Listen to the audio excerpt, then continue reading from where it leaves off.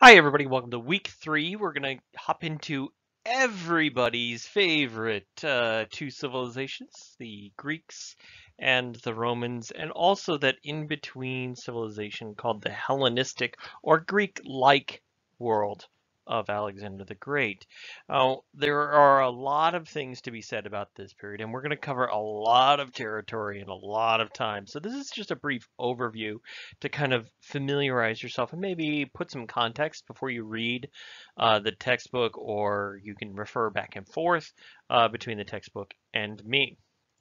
So, terms. We start off with Hellenic. Now, what do we mean by Hellenic? Well, Greek is a word that's imposed from the outside. The Romans used the pejorative Grakos to describe the people who lived in what is now modern-day Greece. The name originates from the way that the Romans perceived the Greek language to sound, which is grok, grok, grok, grok, grok. The Romans also referred to the Greeks or the Hellenes as barbarians. Honestly, the Greeks also referred to the Romans as barbarians. So basically, the term barbarian has a very flexible meaning depending on your point of view. So the Hellenic world, or the Hellenes, as the Greeks referred to themselves, is a set of city-states that are tied together by shared linguistic and religious traditions, as well as other political traditions. Do not confuse this with being like a homogenous, one-size-fits-all culture. It is not, and we'll get into that in a little bit here. After the Hellenic world, we have the Hellenistic world. It means Greek-like. The Macedonians are not Greeks. Alexander the Great is not a Greek. He's a Macedonian. It's a different culture, different society, but it is thoroughly Greek-like. Uh, it adopts a lot of the fighting styles, a lot of the teachings, and even the language and some of the mythology of the Greeks. Why? Well, the Greeks were fairly dominant. They were very successful, and of course, if you can't come up with your own culture that's equally as dominant, you're going to adopt the nearby more dominant culture. That's why we'll get into, when we get into the medieval period, we'll talk about how a lot of the Germanic tribes become Romanesque or Roman-like, right? So the Hellenistic society is really what's responsible for our veneration of and the spread of Greek culture to pretty much the majority of the Eastern Mediterranean, the Middle East, and even parts of India. Now, part of that Hellenic culture is, of course, demoskratia, two words in Greek, Koine Greek, literally meaning rule by the people. Demos meaning people, kratia meaning the power of or the rule by. And it is a form of government that is most famously associated with Athens, but not exclusively. Athens had a bunch of client states that were also democratic, colonies that were democratic, and even rivals that they declared war on that were democratic. So if anybody tells you one democracy never declared war on another democracy, they are incredibly wrong. Historically, no, it's happened. Okay? Essentially, in Demoskratia, the citizenry, which is a very small percentage of the society, around about 10%-ish, uh, male citizens could participate and had to participate in every vote, in every debate, in every trial, and had to perform other civic duties. If you didn't, well, there were repercussions for you. Now that's different from res publica, which is Latin for owned by the public. Publica being public, res being owned.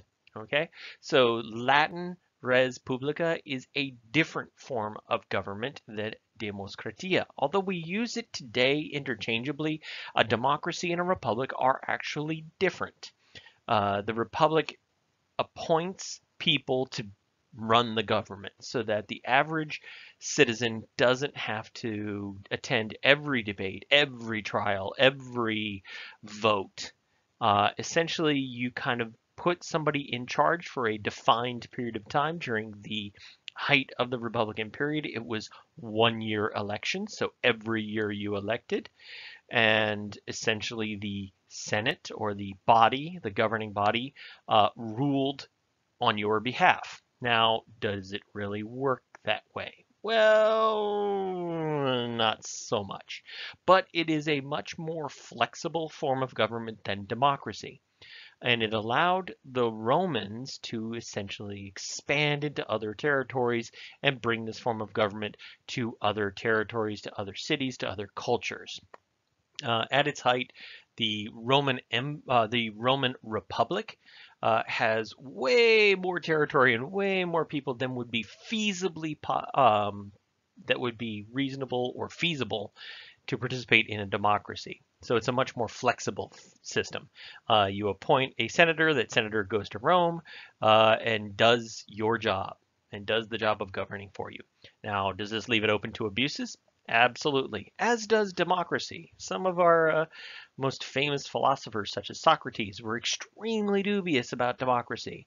And essentially, it was a rule of the mob that people could be swayed by emotion rather than by logic. But I'm getting ahead of myself. So why do we refer to them as the Hellenes? Well, the Hellenes are a ethno-linguistic group.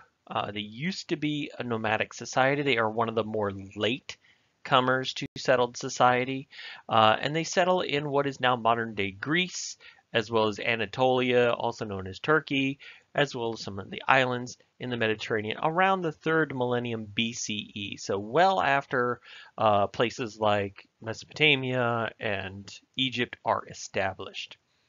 The city-states remain as the center of life. They never really become a unified empire throughout most of their history. They are held together by common language, common religion, common cultural practice, sort of.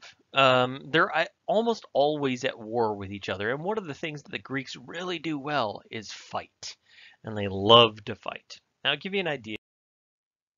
Mycenaean Greeks are loose association of city-states that are often led by what I would call a kind of bully city-state. The strongest of the bully city-states is Mycenae, from which we get the term Mycenaeans.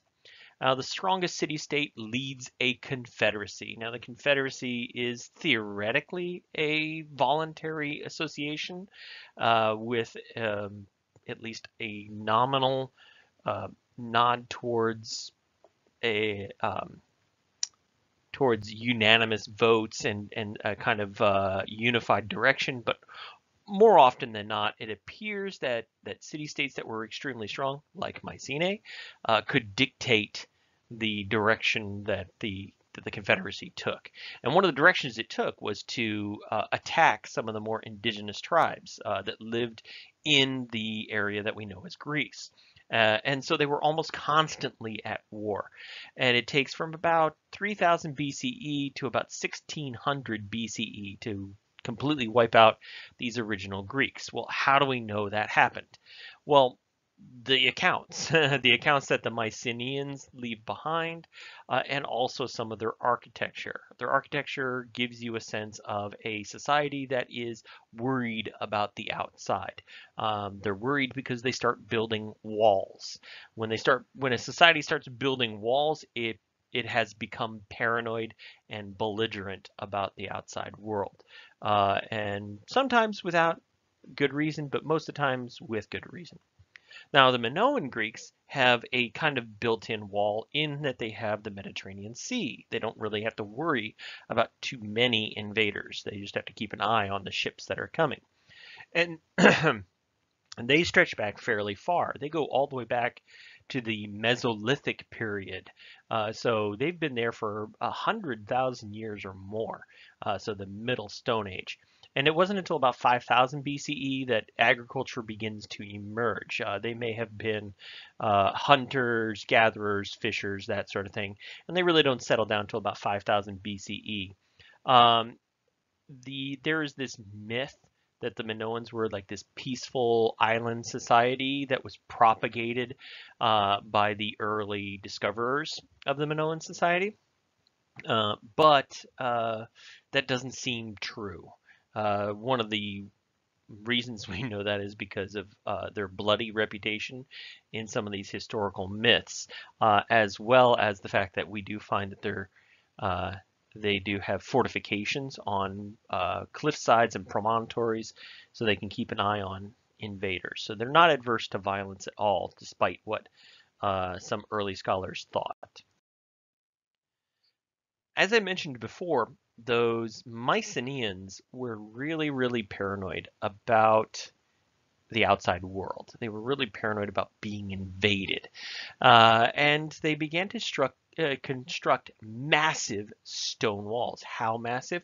Well, archaeologists started referring to it as Cyclopean stonework, not because each of the stones only had one eye or that minions were running around putting it together, but rather because the stones were so large, it seemed like it had to be put in place by a giant. And the giants of the Greek world are, of course, the Cyclops.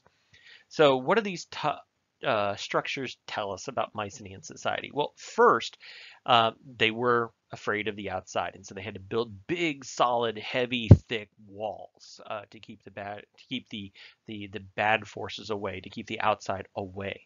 But also, they had to have a lot of money and a lot of manpower, because as you see with the picture on the left, those are big, big chunks of stone, and they were not native. They wasn't carved out of a hillside and they decided, okay, we're going to live in the hillside here and just carve our defenses out of it. No, it had to be trucked in. It had to be pulled in using manpower. Remember, they don't have modern equipment like we do to be able to lift things that are, in the case of that stone that that person is putting their hands on, you're talking about hundreds of tons, if not thousands of tons.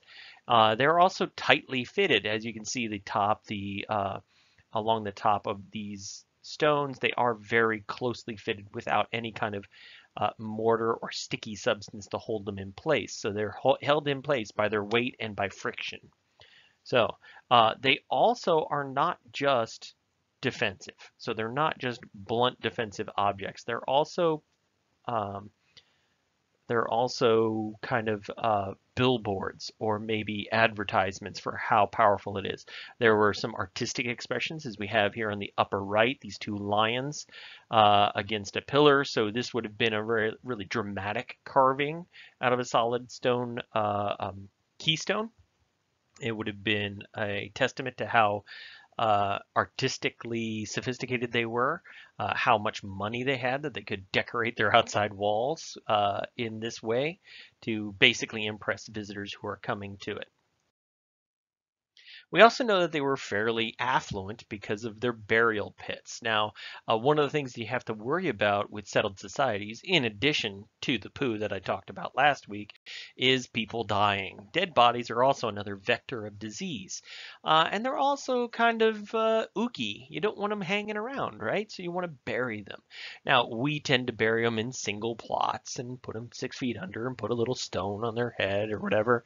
And we come and visit them and leave them flowers. Well, the Mycenaeans had burial pits. They had deep, deep pits, often lined with brick or stone in this kind of conical thing, conical chamber, and they would bury people in layers. And I know that seems really kind of weird to us, but it's not. I mean, there are mausoleums that we have. We do bury people in one central location. The important people were buried with treasure. So they had a lot of gold.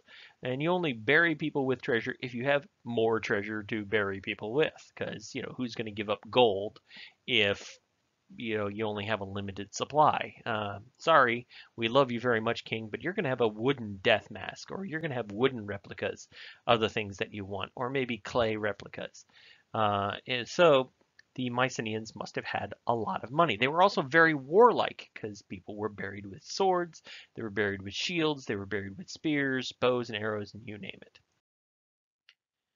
Now, the Mycenaeans, as I mentioned before, were constantly at war. They even go to war against the Minoans, and of course, they go against war. They go to war against the Trojans most fantastically. Now, the Mycenaeans initially, when they go to war, they would conquer territory. They would take slaves. They would take gold. They would take gems and all sorts of goodies back with them, and that boosts their economy at first. But eventually, they get to the point where they're going to war so often, and they're going to war with so many people that their economy becomes strained. People refuse to trade with them. They plunder important trading partners, and there's nobody to take their place. And so eventually the Mycenaeans begin to fall into disarray. How do we know that? Well, the fortifications, if you can believe it, become larger, thicker. They show signs of attacks. There's evidence of fires having having raged through cities. Other cities become abandoned as cities no longer become viable, maybe ecological collapse or maybe trade collapsed, and so people begin to abandon these cities. The Minoans also had to deal with the Mycenaeans, had to repulse them, did go to war with them a few times. Their society seems to collapse almost overnight. And the theory originally was is they must have been wiped out by some savage sea people, kind of like the boogeyman of the classical period. But increasing evidence seems to point more towards ecological disaster. Around the time the Minoans begin to collapse, Mount Thera, which is a volcano, erupted, which spews a bunch of ash, blots out the sun, creates choking clouds of gas, earthquakes, and all sorts of natural disaster. Those seem to have more to play with the disappearance of Minoan society about 100 years later. It takes a while for humans to finally get the message and move on to greener pastures. The Trojans in the Iliad are one civilization that is extremely rich, extremely arrogant, or whatever, and are waged war against the Greeks. In reality, they were actually a series of cities that seemed to ebb and flow. Um, the last true Trojan settlement was around 500 of the current era, well after the plundering by the Greeks in the Iliad. Now, does the evidence kind of align with this plundering? Not really. It doesn't. There are several instances of the city of Troy being plundered, but does it line up with Homer's epics? No, no, they don't. There was an extremely affluent society there, absolutely, and the Trojans were kind of sort of Greek-like. They didn't quite have the same early Greek society. There were a lot of differences, but they were starting to become Greek-like, probably because they were influenced by their greatest trading partners who would then later on betray them.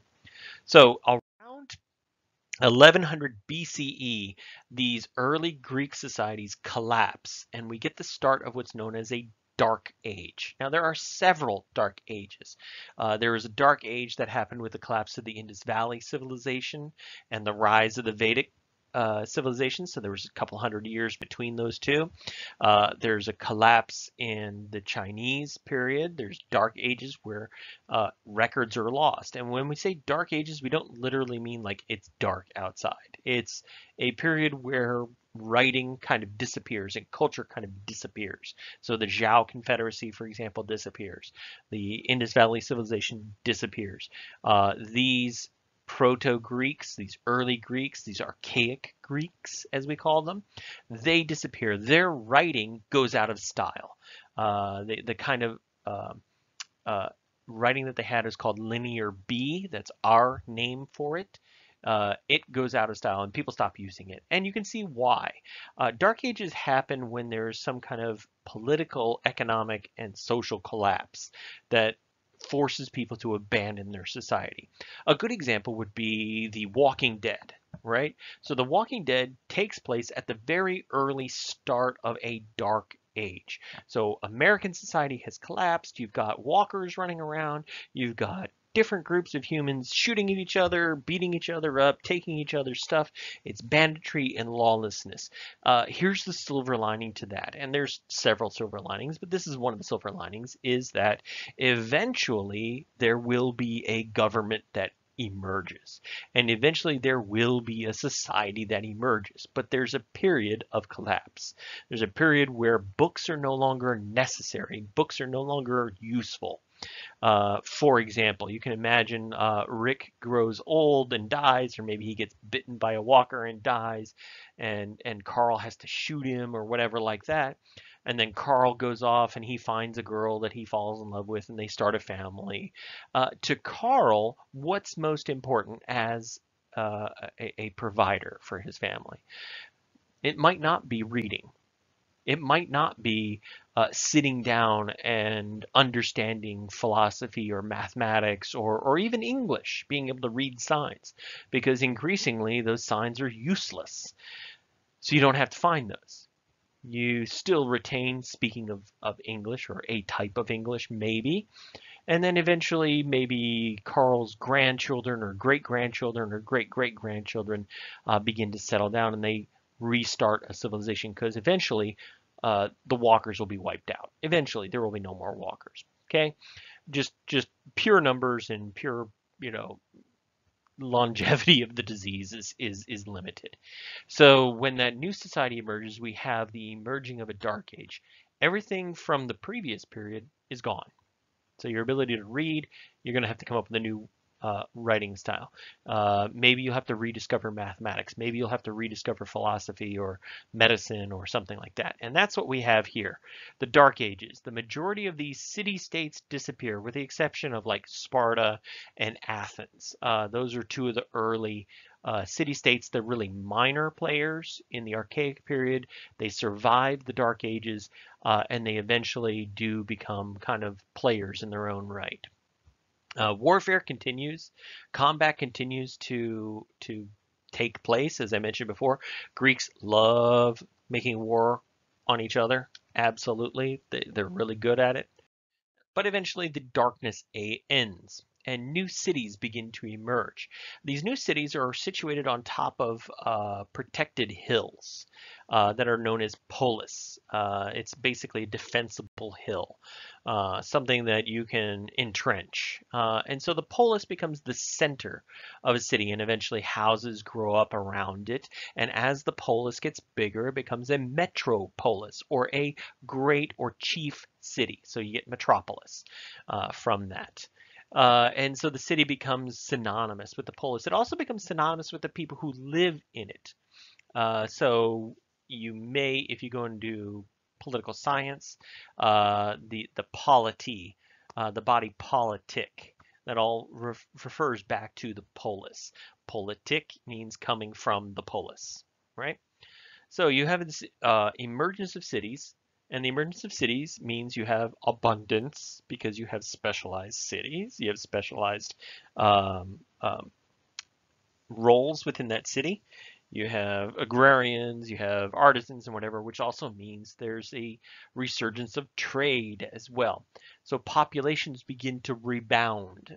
We see cities becoming larger and larger, and they become more and more wealthy.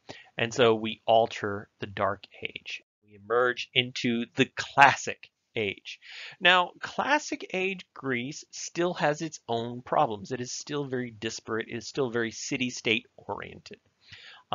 City-states have a very limited capacity, so a lot of times extra populations have to be dealt with. One of the ways you can deal with it is, of course, going to war, and you wind up killing off some of your excess population. And the other way is through colonization, where you set up semi-autonomous or autonomous colonies elsewhere. A bunch of people get in a boat and they sail away, and they, good luck to you guys, and they hopefully establish their own city. But each city-state has its own political system. Athens has Demoskratia about 590 BCE. Kind of hit and miss. It doesn't last terribly long for the history of the Greeks, but it is deeply, deeply influential. Uh, Athens has a very strong fleet, a relatively small army. They are more of a maritime power. You also have Sparta. Sparta is an oligarchy or a rule by a group of powerful men. It also happens to be at the same time a diarchy. They have two kings and they have equal power. So, and they have to agree on everything in order to make Sparta do anything, which if you've ever seen the movie 300 or you've ever seen anything about Spartans, there's always this mystique that the Spartans are so eager, ready, and raring for war. They do love war. They are very warlike, but they're not very reliable for allies. They really aren't. For example, they don't go to war with Persia immediately because the two kings couldn't agree on the omens, that whether they were good omens or bad omens to go to war, and so they opted to do nothing, right? So they're not declaring themselves for the Persians, and they're not declaring themselves for the Greeks. They're gonna wait a little bit. So they have an extremely strong army and almost no navy. So they are a land-based empire. A sometimes rival, sometimes ally to Athens, sometimes ally to Sparta, sometimes rival to Sparta is Corinth. And it's a monarchy. It means there's one person in charge. They are a king. They have the finances to rival Athens. They're sometimes an ally of Sparta. And they have kind of a balanced approach to their military. So a relatively sizable army and a relatively sizable navy. So we can't say that all classic Greeks were X, that they practiced such and such a government type. Absolutely were not. They varied from place to place, city to state. This comes into play later on. Uh, so the Greeks have resumed their city-state configuration, and it lasts throughout the classic period. There is no real unified kingdom or empire, although we do have a kind of pseudo-empire, more like a pseudo-confederacy. So we have the pseudo-confederacy that's led by Athens later on down the road. And it lasts throughout the classic period. A bunch of short-term alliances, a bunch of backstabbing, shifting loyalties. It's really kind of a Game of Thrones kind of feel to it. And in classic Greek period, you have a very small percentage of the population that are actually citizens. They enjoy the full benefits of living within their city-states. A good example of this would be Athens. The Athenians, they had residents who lived in Athens. They had some rights, but not a lot. If you were a citizen, you could vote, you could serve in the military, you could become a leader, you could become a prominent citizen. You were the mover and shaker. You were the top 10%-ish. The middle percent, about 30 or 40% were, maybe 50% were were residents, where you had some protection from laws, but you didn't have the right to vote. You didn't have the right to debate things. You really had kind of a disadvantage. You were a second-class citizen. And then, of course, at the bottom you have slaves, which provide the majority of labor. And that's the truth about all Greek societies. They relied upon slave labor. Now, was it important to rely upon slave labor? Could they have paid their laborers? Yes and no. Yes, they could have, and maybe they couldn't have. It's an unfortunate fact that in many early societies there was a prevalence of slavery, a reliance upon slavery for labor practices, because nobody wants to work in a salt mine. Nobody wants to work in a copper mine. Nobody wants to work out in the fields all day, every day. And so they would take slaves and use them as forced labor. And slaves, however, had a different experience in the classic Greek period. It was entirely possible for a slave to purchase their freedom. because they had to be paid a certain amount and they could acquire a certain amount of wealth. They could purchase their freedom and become a resident. They could become a philosopher if they wanted, a merchant if they wanted. Citizens enjoy essentially special privileges as well as responsibilities.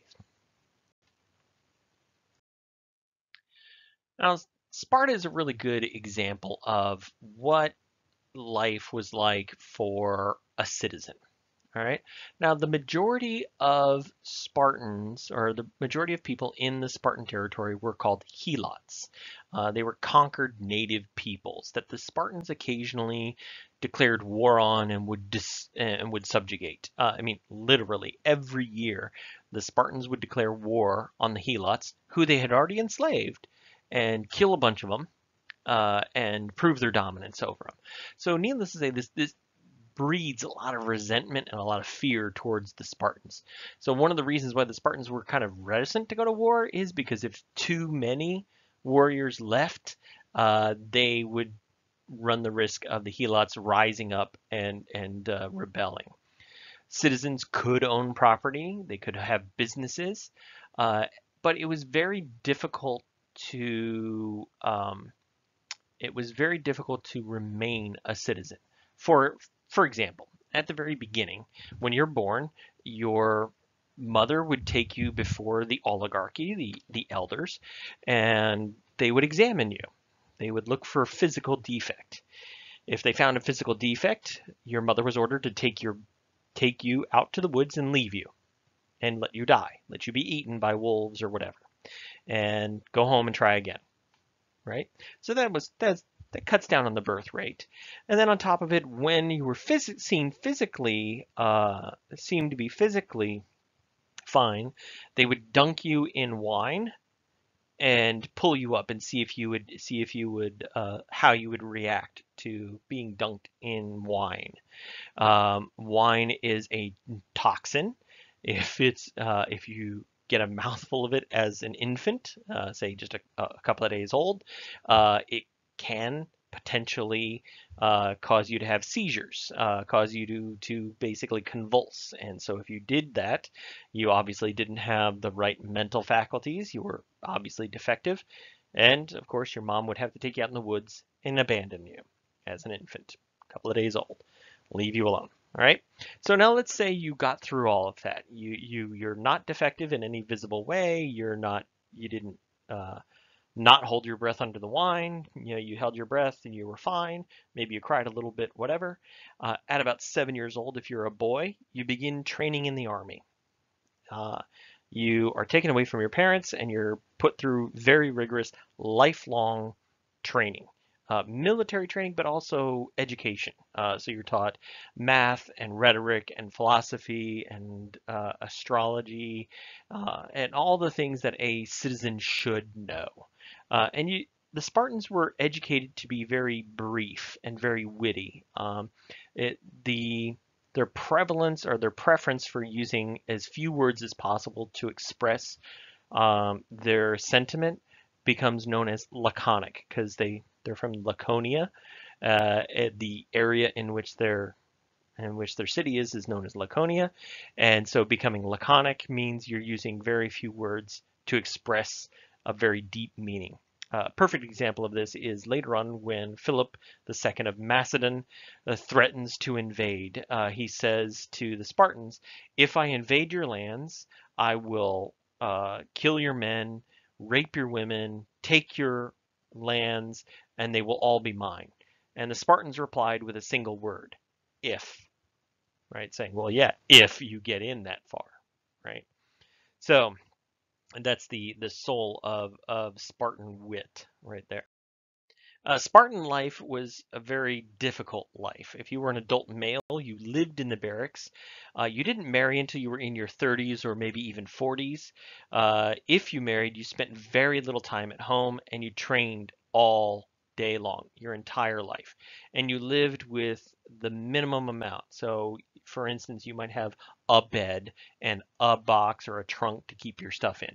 It's also known as a very Spartan lifestyle. If somebody comes into a room and they say, "Oof, this room is really Spartan," it has few furnishings. It doesn't have anything on the walls. It doesn't have anything fancy. adults who washed out for their training, whether you were 8 years old or 18 or 28. If for some reason you just couldn't keep up anymore, maybe you were injured, if you didn't serve your entire time, you would become known as a motaki. A motaki is a resident, which you had some rights, but no political voice. So that's men. But what about women? Well, women in Sparta had a lot of freedom, way more freedom than their Athenian counterparts. Women in Sparta could engage in a wide range of activities, not just religious activities, not just ceremonial activities. They could own businesses. They could start up relationships outside of the marriage. It was not something they advertised, but they did, and it wasn't frowned upon. So she could take a lover as long as she didn't promise to marry him or fall in love with him. It was just sex, friends with benefits. They could be lesbian lovers, they could be heterosexual lovers, whatever. And they had a lot of independence. Women could own their own businesses. They could run the farms. They had a lot of influence over Spartan society. Athenians, however, had a different experience. Athenians initially were led by a tyrant, a monarchy. But around the 6th century, there's some unrest. We don't need to get into the details of it. That eventually leads to the dismantling of the tyranny, the monarchy, and leads to the emergence of democracy, or power or rule by the people, demoskratia, right? And citizens were required to attend every meeting, every vote, sit on every jury, serve in the military, and you name it, right? Elite boys, one of the requirements was that you had to go to school. You had to learn philosophy. And philosophy in this period is a catch-all term for education in general. Philosophis means the love of wisdom. The boy being educated in philosophy might learn mathematics, they might learn rhetoric, debating, grammar, they might learn physics, they might learn medicine and astronomy and that sort of thing, or astrology, really, to be truthful. So you had a very eclectic education, and this leads to the emergence of famous philosophers like Socrates, Plato, and Aristotle, who were like the three big brains or the three big philosophers of the Greek period. In Athenian life, men were encouraged to congregate and socialize with men. The gymnasium or gymnasium was where men perfected their bodies. They would exercise, they would wrestle, they would run, they would do all sorts of things. They would also get massages and spend time in the baths, and it was all done in the nude. Uh, the human form needed to be perfected. Most women, especially elite women, were not allowed to socialize very much. Women could participate in religious events, but most elite women and well-off women were veiled head to toe, kind of like a burqa, in order to prevent other men from being envious of the person's wife or the person's sister or the person's daughter, and rape her and bring shame upon the family. Now, shame was associated with the woman who was raped, not with the man who committed the rape. It was almost like he gets off kind of scot-free, although not really. Brothers or cousins or uncles or whatever would come and probably punish him in some way. And it was a very hierarchical society, with women kind of occupying a shadowy third or fourth class citizenry if you were elite. You raised your entire life in your father's house. You were then married to somebody you probably had never met in an arranged marriage. You would get married in your father's house. Then you would be bundled up into a sedan, like a kind of palanquin, a box that people carried, basically. And then you were taken to your husband's house where you lived. There may be a massive age difference where your husband is in his 50s or 60s and you're in your teens or maybe early 20s if you're lucky. And then, of course, if he died, you would live with your son. You would go to your son's house and live your entire life with your son. So women in Athenian society had much, much less mobility. Now, Greeks had a very interesting point of view for sex. Male-female sex was to reproduce, pretty much invariably throughout Greek society. The only reason men and women had sex was to make a baby, period. But that didn't mean that you couldn't enjoy sex elsewhere.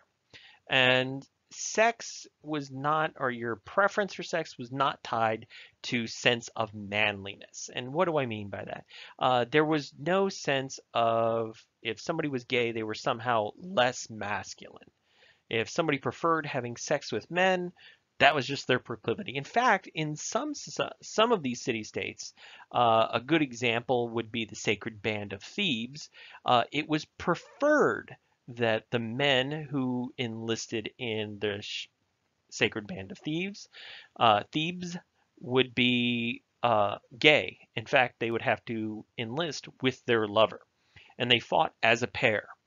Now, that being said, men who acted like women, men who acted effeminate, men who were attracted to boys were denigrated. They were shunned in society. In fact, being called a boy lover was a mortal insult. It was an incredibly it's like being called a pedophile now. It's exactly what it is. Now, the Sacred Band of Thebes, and they're not alone in doing this, so it's not just Thebes, but they're a really good example. They had paired lovers that you would fight side by side, and they swore that they would never take a backward step. Why? Because you didn't want to be embarrassed in front of your lover. You didn't want to be seen as less than manly. And these guys were like the SEAL Team 6 of their day.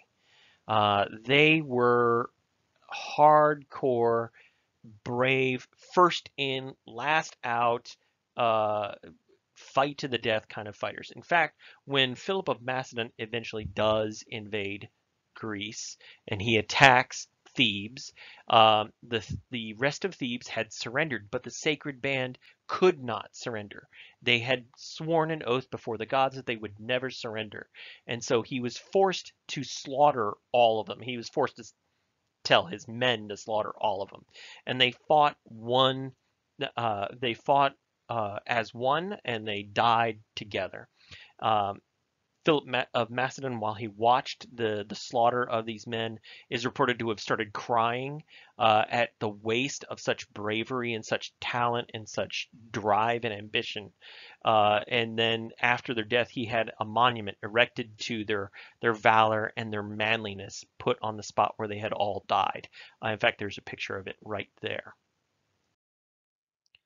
Greeks also approached learning very rationally. Where the Mesopotamians and the Egyptians and others approached learning and science in a very kind of mythological way. There was a lot of spells involved. There was a lot of mythology tied into that. It's appealing to the gods to please heal this person, with the majority being that's true. A few exceptions to prove the rule. The Greeks approached life and humans' place in it very rationally. To the Greeks, the gods did their god things, and they could interfere with humans, but mostly they let the Greeks go. They let people do their thing, right? And so uh, the Greeks started observing the natural world, and they started experimenting with mathematics. And eventually, mathema, which is the Greek for a subject of inquiry, was believed to be the basis of true knowledge of the universe. And in fact, if you speak to a mathematician today, somebody who's a professional mathematician, they will tell you that, oh yeah, mathematics can explain everything. It can predict everything, the size of a fish harvest, the way a tree is going to grow, and that sort of thing. And so mathematics was used as a basis for understanding the universe. And then from that, logic and reason were used to further uncover truths. Now, did they work perfectly? No, but they were pretty good. They weren't bad at all. A good example would be Pythagoras. Pythagoras' theorem, the idea of triangulation and of utilizing math to make life a little bit easier, right? To be able to make life a little bit more efficient. Um, from matema arises philosophy or philosophis, love of wisdom, which is rhetoric, history, logic, oratory, pretty much everything you need to be a well-rounded citizen. Hippocrates is a good example of our rational approach to interacting with the natural world from the Greek point of view. Now he separated religion and mathematical, or I'm sorry, magical practices from stuff that worked, from medicine that worked. For instance, he knew if you gave a certain herb to somebody when they had an upset stomach, that it stopped. And it didn't matter if you said a prayer or you didn't say a prayer. It just worked, right? So he emphasized experimentation and using empirical evidence to back up your your practices. For example, if you believed that a prayer could make somebody better again when they have a broken leg, okay, well, you pray. Show me, when does that person's broken leg heal? Now, the other person who's going to set that leg and use a splint to immobilize it, let's see how fast that heals and how well do each heal, right? He also categorized illnesses. He had acute versus chronic, endemic versus epidemic, and also he kind of codified some best practices and treatments. So he was in many ways the first real rational physician. Now, did he do everything right?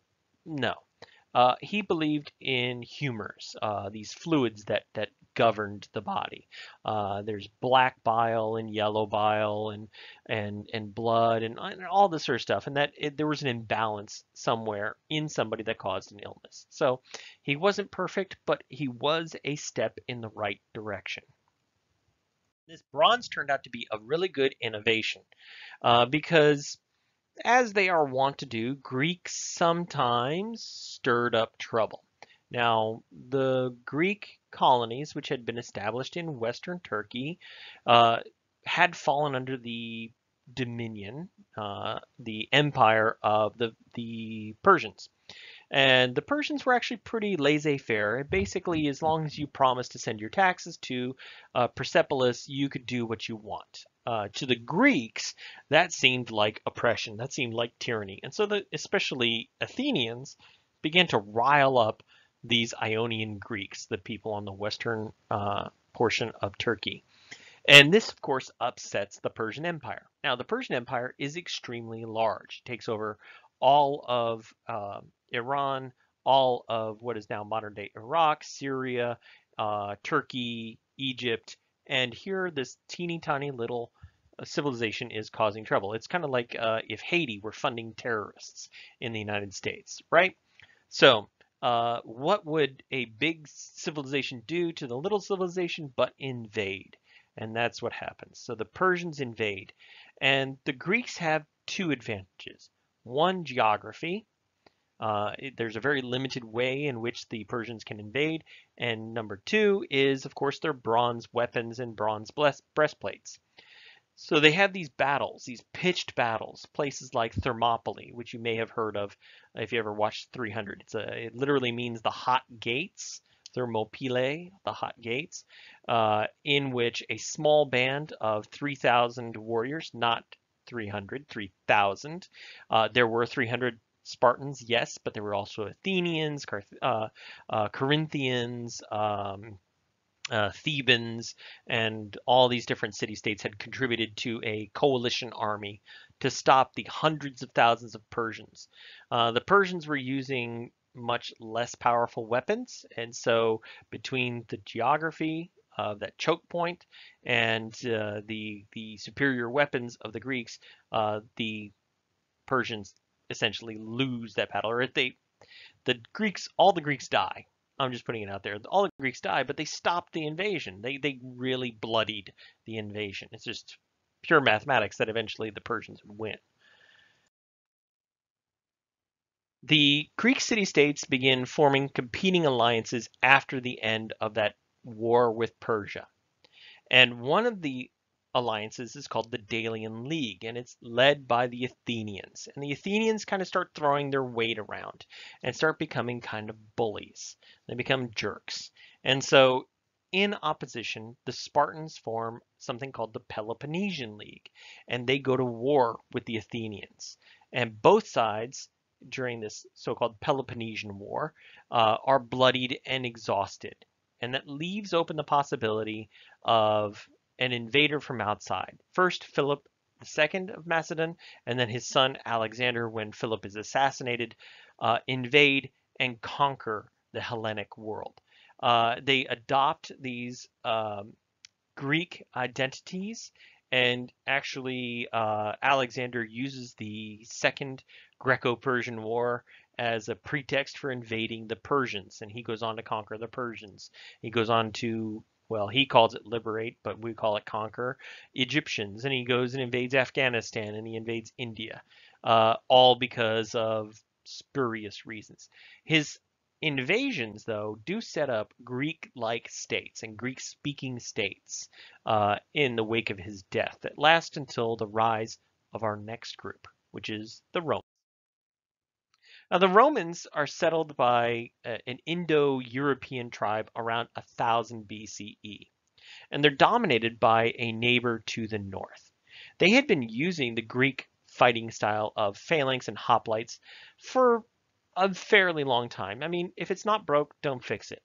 The only problem is the Greek countryside is different from the Italian countryside. The Italian countryside is more hilly, there's more bogs, there's more forest to get in the way, and so it doesn't really work very well. The Romans have their own trouble as well. They're dominated by these northern Etrurians. And about 500 BCE, there's a revolt by the commoners called the Plebeian Revolt. And so this plebeian revolt unseats the tyrant that is imposed by their big neighbor and establishes what's known as a republic, or a res publica. Res meaning ownership and publica by the public. And initially, the laws of this republic are written down and codified on large stone plinths. And it's often referred to as the 12 Tables of Rome. These are a series of rights, laws, obligations, penalties, that sort of thing. And the republic establishes the right to elect representatives who then make laws and govern in trust with the public. It is not a democracy. Democracy won't work for Rome because as it expands, democracy becomes too unwieldy. So what does the Republican form of government look like? Well, you have a Senate, which is the governing body, and then you have consuls. Consuls are those who are the executive branch. They execute the will of the Senate. Romans are extremely successful. They extend the right of citizenship to elite and well-to-do neighbors, and they begin to kind of glom into the Roman society. And they're not really conquered per se. Going hand in hand with that, in addition to extending the right of citizenship, they also have codified laws, laws that are written down and not subject to arbitrary change. And this prevents instability and promotes peace and harmony. There were even checks and balances put in place with the Republic, one-year terms, as I mentioned before. Theoretically, anybody could lead the society. In reality, it was those who had the most money. Eventually, of course, they garner the attention of outside forces, and they have these embarrassing defeats, eventually leading to a change in the Roman army. The Romans changed their military style from using round shields and long spears to uh, squared shields and stabbing swords. The stabbing sword is called the gladius. It's a double-edged straight sword with a triangular point to make a stabbing weapon. Now, as much as the fantasy movies might want to show you that slashing with a sword is super deadly, it's actually not as deadly as being stabbed. Slashes have the disadvantage of meeting bone, and bone protects the internal organs fairly well. Now, is it possible to die and cleave through those bones? Absolutely, but it's a lot more energy. Stabbing, however, is much more efficient, way easier to do, and you can puncture wounds. And punctures tend to be more problematic than lacerations do. Ask any doctor. Oops, there we go. After that invasion, Rome begins to consolidate its power and expands really quickly. It goes into territories with its legion, either conquering or cajoling people to join, follows that up with roads, makes roads much easier to supply your legions to press further on. It also opens up trade, and you expand with citizenship. You offer them the right to become part of the Roman Empire. Eventually, Rome gets into a conflict with one of the big powers of the ancient world, and that is Carthage. The Romans are attempting to wrest control of Sicily and Sardinia away from Carthage in order to prevent the Carthaginians from using their navy to attack Roman settlements. The Romans eventually do defeat the Carthaginians in three wars known as the Punic Wars, the last of which was a totally optional war that the Romans engaged in for funsies, basically. The Romans were not all about fighting, just like the Greeks. They also kind of glommed onto learning as well. They called it humanitas, which is where we get the word humanities. You had to be bilingual at least. So you had to learn to speak Latin, which is your street word, your street language, your common language.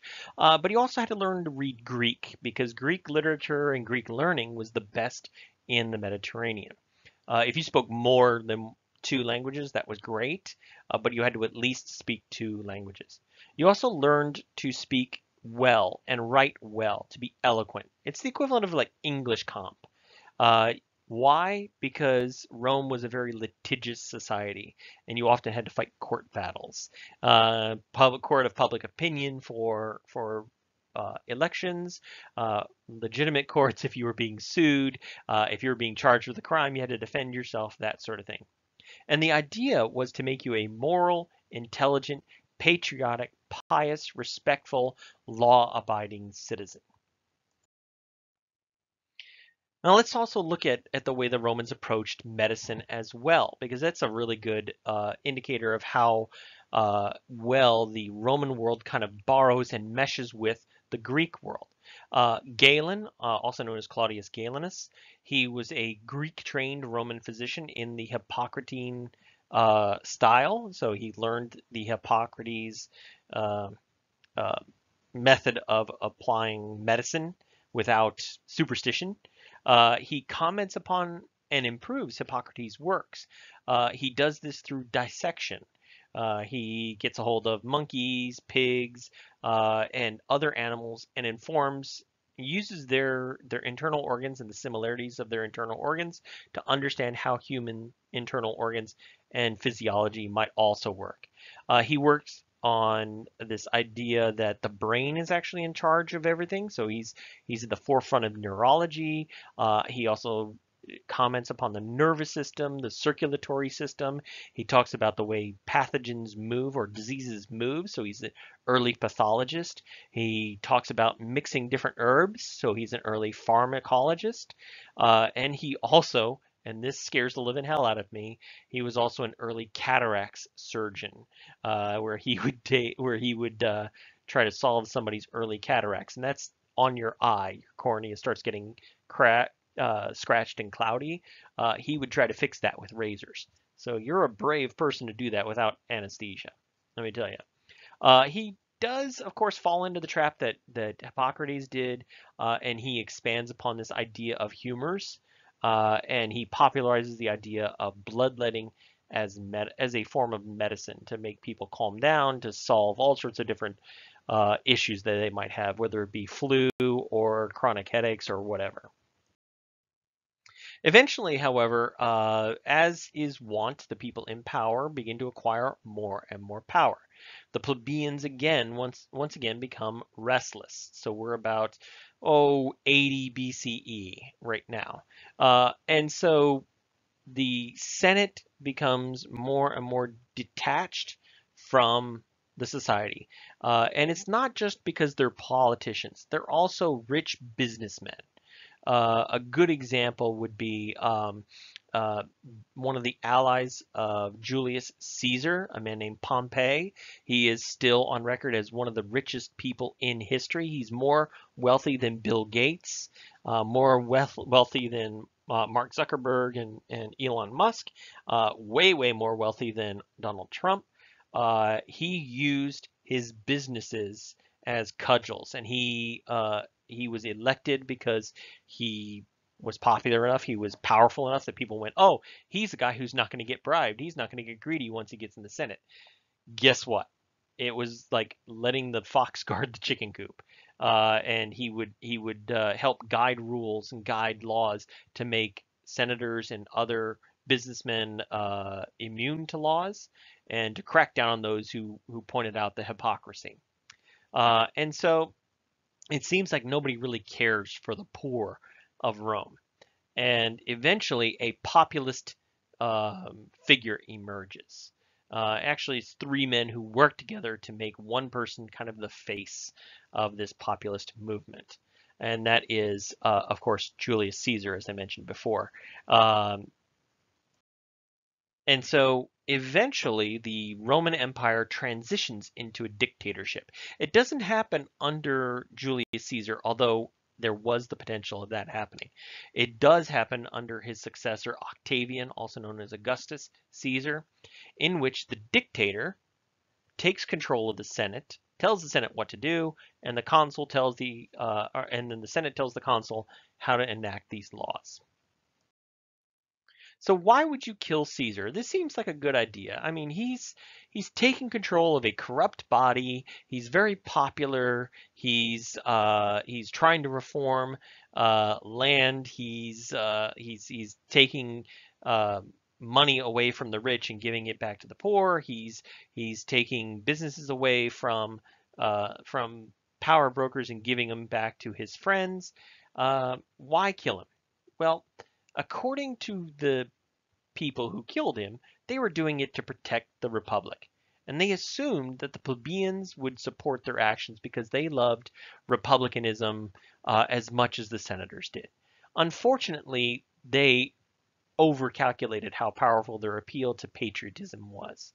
And although Julius Caesar was dead, his power base, I guess, his popular base, was not. And so they rioted through the streets. And this leads to a long civil war that eventually transitions into the Roman Empire with Octavian as the princeps, the first prince of Rome. Eventually, the leaders of Rome would just straight up call themselves emperors. All right, guys, that's it for this week. That was a lot to cover. Read chapters 5 and 6, The Greek Experience in the World of Rome. I have additional links on Canvas for you, and don't forget quiz number 3.